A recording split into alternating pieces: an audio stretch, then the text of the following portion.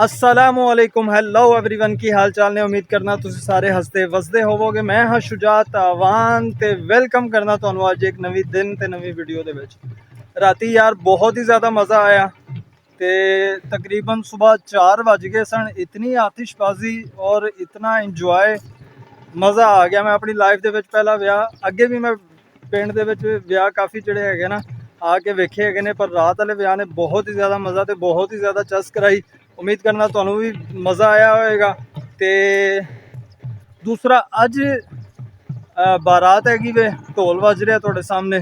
ते अज जिहड़ा हैगा वे किवें शादी की मज़ा की इंजॉय सब कुछ रल के वेखने इस वीडियो दे विच।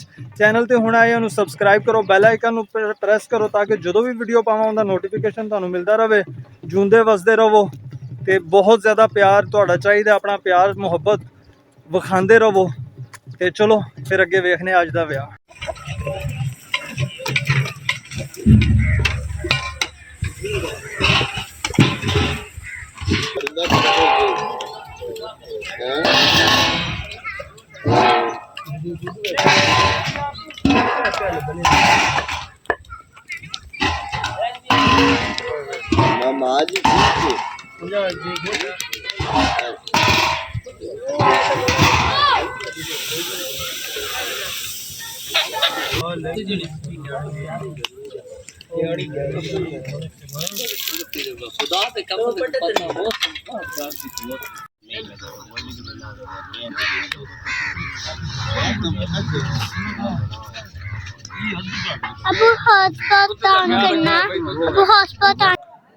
अच्छा है पंडाल जड़ा है ना है खाना खाने वास्ते चेयर्स टेबल लगिया हुई है।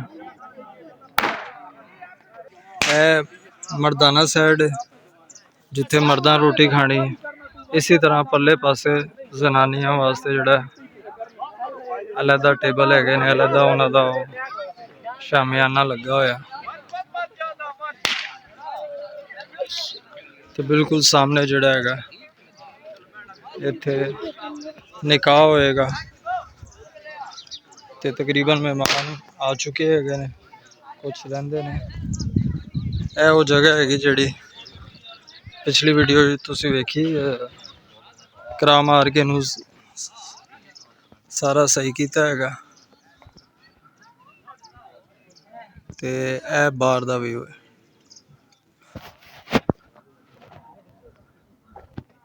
चलने मैं तुहानू वो विखाना वा जिथे देगा वगैरह बन रही हैं, खाना बन रहा शादी का। इत्थों बल्कि विचों अंदरों ही शॉर्टकट हो जाने।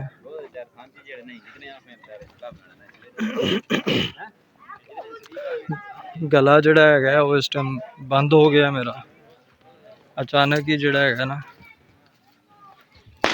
आवाज़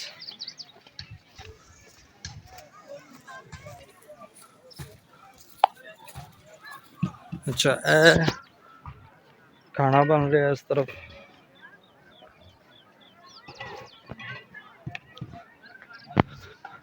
अस्सलाम वालेकुम जी।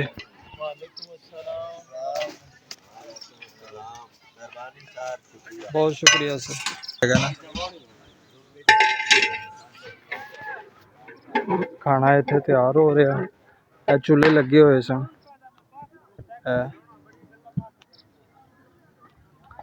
ते ए जिहड़ा हैगा ना खाना तैयार है बरात वास्ते ते मेहमाना वास्ते।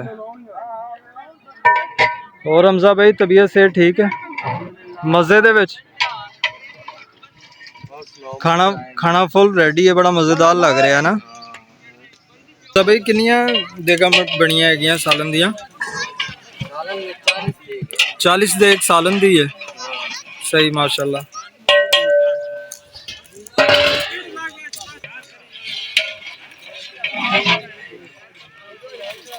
अच्छा दम ते लगी हैं? सही। वो जड़ी अगली साइड ते हैगी वो तकरीबन रेडी ने? सब रेडी ने। सही है।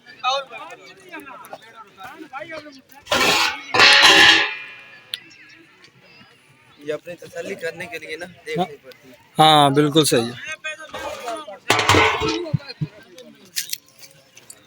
हमजा भाई की आवाज़ भी बहुत प्यारी, अल्लाह ने बहुत प्यारी आवाज़ दी, बहुत मज़ा आता है तुहानू सुन के। अच्छा इस तरफ जड़ा है ना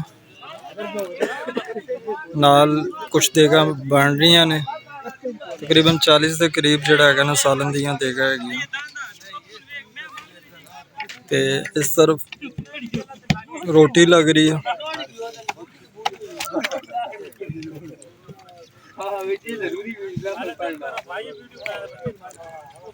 नहीं नहीं ये गूंगिया ते डोरिया नहीं वेखनी, ये बोलदियां तो सुनदियां ने वेखनी। बोलो जिवें मर्जी, कोई गल नहीं, वो मैं कर लांगा गाल दा हिसाब। हाँ तुसी अपने हिसाब ना, तुसी अपना जो मर्जी जिवें मर्जी गलबात करो।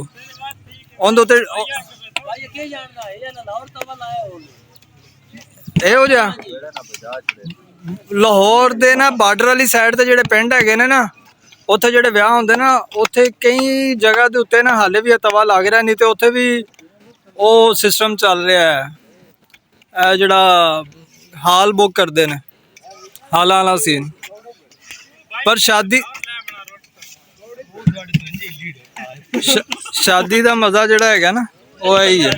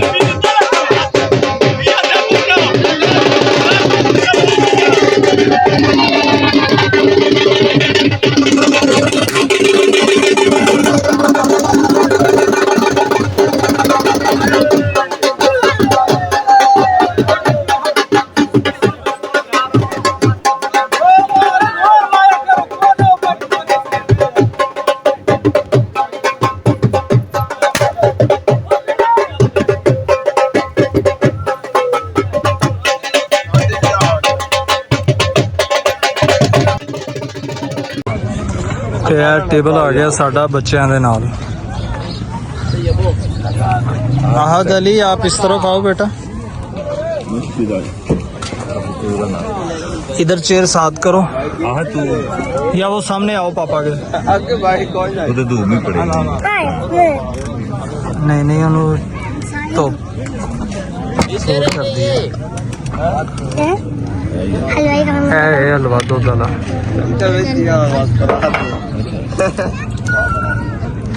रोटी खाएंगे सब खाने नहीं बस हलवा इसके बाद तू इधर ही बैठ इधर आ इधर ही बैठ प्लेटा थोड़ी इधर कर। हलवा पानी बड़ा गोश्त कट्टा